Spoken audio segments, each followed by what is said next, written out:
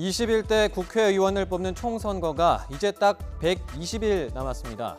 총선 예비 후보자 등록이 오늘 오전 9시부터 시작됐는데요. 내년 4월 15일 선거일까지 달려가는 총선 레이스의 막이 사실상 올랐습니다. 예비 후보자로 등록을 하면 공식 선거운동 기간 전이어도 일정 범위 내에서 선거운동을 할 수 있습니다. 선거 사무소를 차리고 자신을 알리기 위해서 명함을 나눠주거나 어깨띠를 착용할 수 있고 또 직접 전화로 유권자에게 지지를 호소하거나 홍보물을 보낼 수도 있습니다. 예비 후보자 등록은 내년 3월 25일까지 가능한데 공무원 등 입후보의 제한을 받는 사람들은 예비 후보자 등록 신청 전에 사직해야 합니다. 공식 후보자 등록은 내년 3월 26일과 27일이고 예비 후보자로 등록을 했더라도 이때 다시 등록을 해야 합니다. 그런데 후보자 등록이 시작됐지만 선거구도 모르고 등록할 판이다. 안개 속 후보 등록이다. 이런 말들이 나옵니다. 21대 총선의 규칙, 이른바 게임의 룰을 정하는 선거법 개정이 아직 국회에서 마무리되지 않았기 때문이죠. 새로운 기준에 따라서 선거구가 합쳐지거나 없어지는 등 조정되는 곳이 있을 수 있는데 지금으로서는 불확실성만 높은 상황입니다. 때문에 중앙선거관리위원회는 일단 현행 선거구를 기준으로 예비 후보자 등록을 받고 있는데요.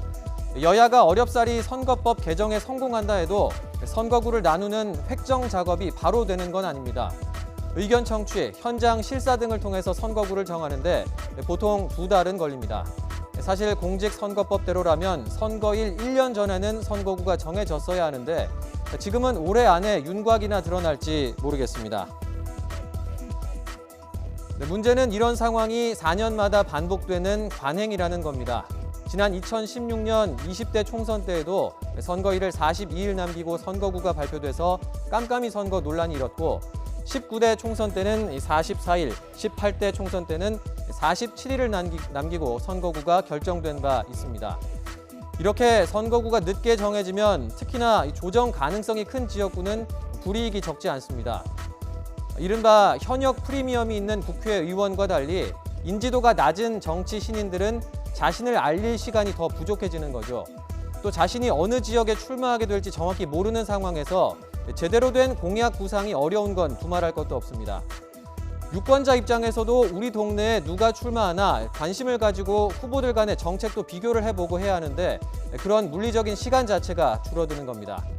정책 실종 선거, 깜깜이 선거라는 이야기가 그래서 나오는 건데요. 4년마다 게임의 룰조차 간신히 정하는 관행, 그래서 유권자와 후보자의 권리를 침해하는 관행 좀 바뀌어야 하지 않을까요?